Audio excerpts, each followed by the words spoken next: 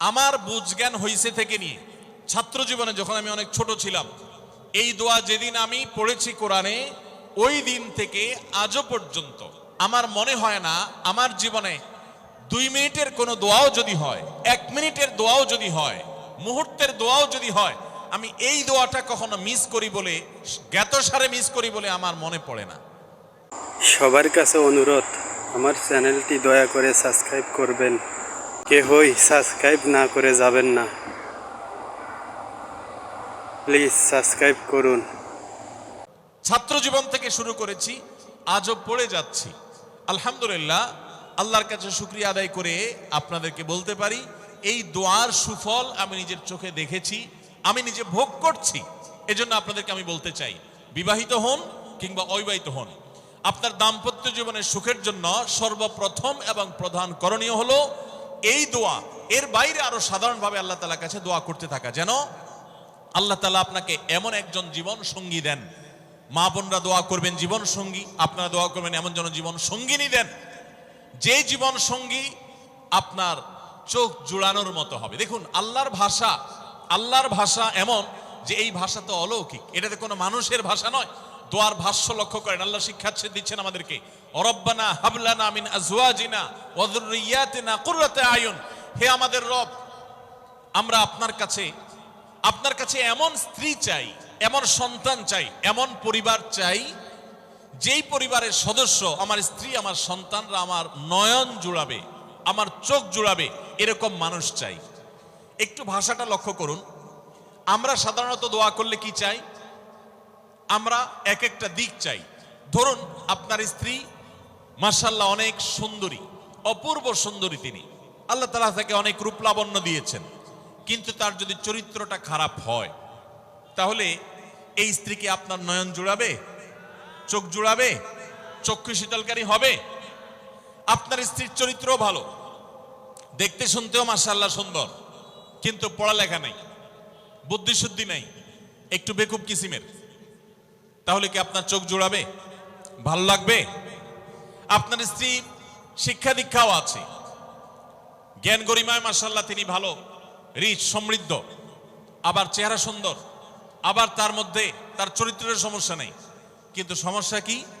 সমস্যা ধরুন তার ভিতরে এমন রোগ আছে, শারীরিক রোগ, যেই রোগের কারণে আপনার জন্য সেটা বড় কঠিন পরিস্থিতির মুখোমুখি হতে হয়। ধরেন দুরারোগ্য কোনো ব্যাধি আছে, মরণ ব্যাধি আছে, এমন কোন রোগ আছে যেটার কারণে আপনাকেও সাফার করতে হয়, তাহলে এই স্ত্রী কি আপনার চোখ জুড়াবে? ঠিক একই কথা স্বামীর ক্ষেত্রে প্রযোজ্য, সন্তানের ক্ষেত্রে প্রযোজ্য। আল্লাহ তাআলা এমন একটা শব্দ শিক্ষা দিয়েছেন, দেখুন, আল্লাহর কাছে চাইতেও জানতে হয়। উল্টাপাল্টা দোয়া করলে দোয়া পূরণ হয়ে যাবে, কবুল হয়ে যাবে, কিন্তু আপনার কাজ হবে না। অনেক যুবক আছে আল্লাহর কাছে দোয়া করে, আল্লাহ বেশি না, 1,05,000 টাকা চাই। অনেক যুবক লিখে দেয় আমাদেরকে, হুজুর দোয়া করবেন বেশি না, আমি আল্লাহর কাছে 1,05,000 টাকা চাই। আল্লাহরে টার্গেট দিয়ে দিছি, কত লাগবে? 5 লাখ। কেন?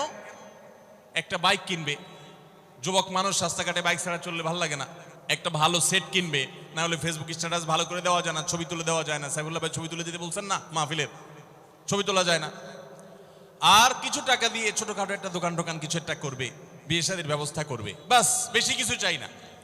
তো আল্লাহ তাআলা 5 লাখ টাকা ধরেন আপনাকে দিয়ে দিল, সাথে একটা রোগও দিয়ে দিল, ওই রোগে খরচ হবে 6 লাখ। তাহলে আপনার এই 5 লাখের কোনো মানে আছে?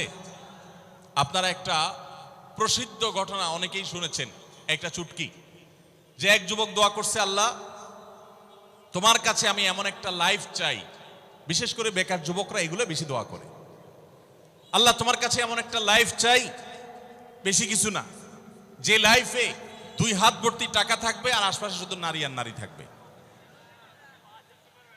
এরকম একটা লাইফ চাই। তো আল্লাহ তাআলা তার দোয়া কবুল করে ফেলছে। দোয়া কবুল করছেন কিভাবে? দোয়া কবুল করে তাকে আল্লাহ তাআলা এমন একটা বাসের কন্ট্রাক্টর বানিয়ে নিছেন, যে বাসটা হলো মহিলা বাস, চারপাশে শুধু নারী আর নারী, সব মানুষের, আর হাত ভর্তি টাকা আর টাকা সব বাস মালিকের। দোয়া কিন্তু কবুল হয়ে গেছে। তো আল্লাহ তাআলার কাছে উল্টাপাল্টা দোয়া করলে কি হয় দেখছেন?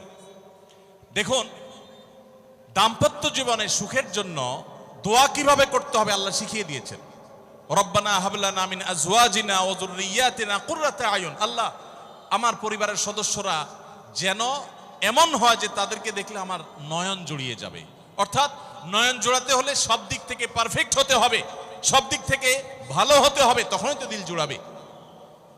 ওয়াজআলনা লিল মুত্তাকিনা ইমামা, আর আমাদের সবাইকে, গোটা পরিবারকে আপনি মুত্তাকিদের ইমাম বানায় দেন, সৎ মানুষ বানায় দেন। কারণ সৎ যদি না হয়, আল্লাহভীরু যদি না হয়, তাহলে কখনো তাদের মাধ্যমে আপনি সুখ শান্তি পেতে পারেন না। তাহলে প্রথম করণীয় দাম্পত্য জীবনের সুখের জন্য, সুখী দাম্পত্যের জন্য আল্লাহর কাছে দোয়া করতে থাকা। সূরা ফুরকানের ৭৪ নম্বর আয়াত, এর পাশাপাশি আরো যত আয়াত আছে, অথবা সাধারণভাবে আপনি আল্লাহর কাছে, আল্লাহ আমি ভালো সঙ্গী যেন পাই সেজন্য দোয়া করতে থাকবো। আল্লাহ আমাদেরকে তৌফিক দান করুন। চাইলে একটি লাইক দিয়ে ফেসবুকে দেখে থাকলে ফলো করুন। আমাদের চ্যানেলটি সাবস্ক্রাইব করে পাশে থাকা বেল বাটনটি অন করে দিন।